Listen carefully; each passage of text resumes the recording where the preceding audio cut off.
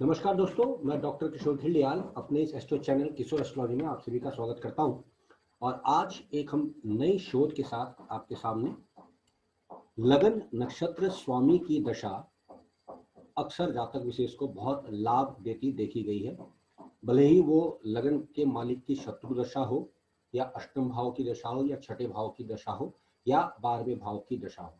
जी हाँ दोस्तों, शोध करने पर लगभग 100 से ज्यादा कुंडलियां देखने पर यह पता चलता है कि लगन का जो नक्षत्र होता है, जब उसकी दशा आती है, भले ही वो आपकी कुंडली में आपके लिए खराब ग्रह बनता हो, उसकी दशा में जातक विशेष को जबरदस्त लाभ देखने में आए हैं। और इस पे जब हमने काम किया तो काफी कुंडलियां देखी, पता चला कि वाकई ऐसा तो है। तो आइए आपको कुछ स्लाइड्स के जरिए, कुछ कुंडलियों के जरिए बताने का प्रयास करता हूं कि लगन नक्षत्र स्वामी की जो दशा होगी, वो जातक विशेष की कुंडली में भले ही लगन की शत्रु हो, वो उसको हमेशा लाभ ही देती देखी गई है, प्रोवाइडेड कि वो दशा आपको दशा क्रम में मिल जाए। क्योंकि हमेशा से मैं कहता हूं कि योग होना बड़ी बात नहीं है, कुंडली अच्छी होना बड़ी बात नहीं है, बड़ी बात है कि आपको दशा परफेक्ट समय पर मिल जाए।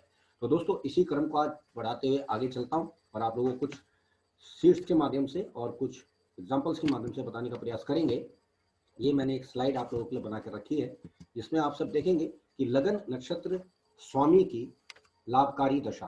अब यहाँ ध्यान दीजिएगा दोस्तों कि लगन नक्षत्र स्वामी की हम बात कर रहे हैं, और लगन नक्षत्र स्वामी की जब मैं बात करूंगा यहाँ पर, तो बेसिकली जो लगन का जो मालिक ग्रह है उसके बारे में हम ये बात करेंगे।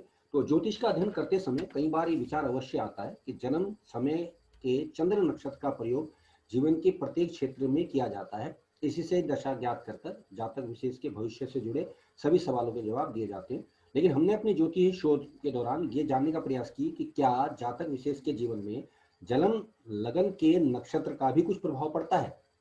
अब क्योंकि जन्म लगन तो लगन से देखा जाएगा और चंद्र लगन तो चंद्रमा जहाँ जिस राशि में उसे देखा जाएगा, तो हम लगन के नक्षत्र की बात कर रहे हैं दोस्तों। इसके लिए लगभग 100 व्यक्तियों की कुंडली का अध्ययन किया और निष्कर्ष पाया कि अगर जन्म नक्षत्र लगन के नक्षत्र स्वामी की दशा मिल जाए तो जातक को उस दशा में बहुत तरक्की या सफलता मिलती है। हमने अपने इस शोध में यह भी पाया कि जन्म लगन के नक्षत्र स्वामी की दशा कुछ एक लोगों को ही जीवन में मिल पाती है, परंतु जितने भी लोगों को दशा मिलेगी उन सभी को उस दशा में लाभ अवश्य प्राप्त होते हैं, क्योंकि लगन जो है शरीर का प्रतिनिधित्व करता है, ये आप सब जानते हैं। और एक और हमारा शोध जो रहा है कि अगर लगन का नक्षत्र और चंद्र का नक्षत्र एक हो जाए तो उस जातक विशेष को दोनों तरफ से, यानी शरीर से भी और लगन से भी, यानी राशि से भी, उनको दशा जो मिलेगी वो एक क्रम के हिसाब से मिलेगी, तो आदमी बहुत कामयाब हो जाते हैं। उस पर भी मैंने अपना पोस्ट वीडियो पोस्ट बनाया, आप उसको भी देखिएगा। तो अब वो जो दशा मिलती है उससे उसको प्राप्त जो है लाभ ही मिलते हैं। और चाहे वो स्वामी, मैंने कहा जैसे कि शत्रु हो, अशुभ भाव का स्वामी हो, परंतु वो उनको रक्षक करके शुभता प्रदान करता है। तो देखते हैं कि कुछ एग्जांपल्स जो हमने लिए वो हमें किस किस बारे में बताते हैं। तो सबसे पहला एग्जांपल हमने लिया दोस्तों लता मंगेशकर जी का। इनकी जन्म लगन नक्षत्र की मैं अगर बात करूंगा, तो इनके जन्म नक्षत्र को अगर हम देखें तो इनको जन्म का कालीन नक्षत्र जो मिला है, वो इनको जन्म का लगन का नक्षत्र मिला मृगशिरा, जिसके स्वामी बनते हैं मंगल, और जिसकी इनको दशा मिली 1989 से 1996 के दौरान। और इस दौरान इनको जो है भारतीय सिनेमा का सबसे बड़ा पुरस्कार यानी कि दादा साहब फाल्के पुरस्कार प्राप्त हुआ। फिर उस दौरान ये विदेशों में खूब गई, इन्होंने बहुत सारे स्टेज शो किए। इसके अलावा पूरी दुनिया में इनका गायन का डंका बज गया और 3 बार इनको उस दौरान फिल्म फेयर अवार्ड भी मिले। अल्टीमेटली बाद में इनको जब लगातार मिलने लगे तो इन्होंने अपना नाम जो है वापस ले लिया कि अब मैं फिल्म फेयर अवार्ड्स को नहीं लूंगी और नए लोगों को मौका दूंगी। लेकिन क्योंकि फिल्म जगत में अव्वल बनी रहे और इनका रुतबा बड़ा बरकरार रहा और इन्होंने बहुत ज्यादा गाने गाए। अब बात करते हैं एक और की, जो कि कपिल देव, हमारे पास एक और एग्जाम्पल है कुंडलिया में, आपको इसके बाद बताने का प्रयास करूंगा। और इनका जन्म नक्षत्र का स्वामी जो है वो ज्येष्ठा नक्षत्र है, जन्म नक्षत्र का स्वामी बना बुध। उनको दशा मिली 1970 से 87 के बीच, 17 साल की दशा होती है। इस दौरान ये पहले 1975 में ये घरेलू क्रिकेट में आए और 78 में इनका अंतर्राष्ट्रीय क्रिकेट में पदार्पण हुआ। और उसके बाद ये भारतीय कप्तान बने और 1983 में इन्होंने भारत को विश्व कप जिताया। उसके बाद 200 और 300 विकेट लेने के सबसे कम उम्र के खिलाड़ी भी ये बने। तो आप देख सकते हैं कि इनको भी वो दशा मिली। मैं ये भी बताऊंगा कि क्यों मैं इनको बता रहा हूँ, क्योंकि इनका वृश्चिक लगन आता है, वृश्चिक लगन में बुध ज्यादा अच्छे नहीं माने जाते हैं, तो आप देखेंगे। और आगे मैं कुंडली भी बताने का प्रयास करूंगा। एक और हमारे पास शख्स है नरसिम्हा राव। इनको अगर देखें तो इनका जन्म नक्षत्र का स्वामी मंगल बनता है, क्योंकि चित्रा नक्षत्र है इनका। और उस दौरान 90 से 97 के बीच इनको ये दशा मिली और उस दौरान ये भारत के प्रधानमंत्री बने। अगले हमारे पास है बीवी रमन जी। वी रमन जी को अगर आप देखें तो इनका जन्म नक्षत्र स्वामी जो बनता है वो राहु बनता है, क्योंकि शतभिषा इनका नक्षत्र रहा है। 1919 यानी 1919 के बीच इनको ये दशा मिली, और इस दौरान इन्होंने अपने दादा की जो पत्रिका थी एस्ट्रोलॉजिकल मैगजीन उसको दोबारा से आरंभ किया और ज्योतिष जगत में इनका नाम जाने जाने लगा। और इसके अलावा इन्होंने पुरानी जो ज्योतिष की किताबें थी उनको संस्कृत से अंग्रेजी में अनुवाद कर विश्व भर में ख्याति पाई और एक एस्ट्रोलॉजर के रूप में अपने आप को जो है स्थापित कर लिया। और इंटरेस्टिंगली यहाँ एक बात बताएं कि ये समय जब था जब फर्स्ट वर्ल्ड वार हुआ था, और उससे संबंधित इन्होंने जो एक भविष्यवाणी दी थी कि वर्ल्ड वार होने वाला है, उससे भी इनको काफी नाम मिल गया था।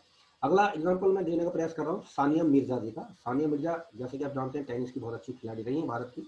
इनके जन्म का नक्षत्र जो बनता है वो उत्तराषाढ़ा नक्षत्र बनता है, जिसका स्वामी सूर्य बनते हैं। 2004 से 2010 के बीच इनको जो है वो दशा मिली, और उस दौरान इन्होंने टेनिस में पहला अपना खिताब जीता और महिला टेनिस जगत में अपना नाम जो है अमर कर लिया।